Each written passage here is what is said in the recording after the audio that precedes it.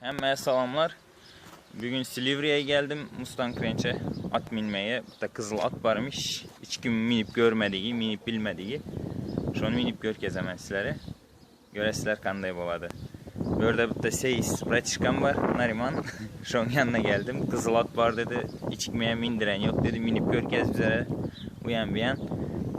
Az minip görkezem sizlere hem göresizler kanday minledi hatta. Bizler bilen kalınlar. Tak tak. Normal ya. Kaskan taktık. Samgılan. Söyledik yaman bolsam yıkılıp düşmezdik. Bizler Türkmen. At minmek kanımızda var. Tak işte minemiz, göremiz kanday boladı. Getirebilseler. Getirilmeseler özüm gidiyor. Naz göresizler kanday sürülerdi. Yaman kattı gidemem takoyasın var. Dur! Vay man.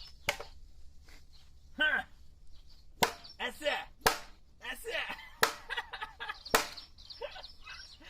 Kaçın mı bilirsen şimdi?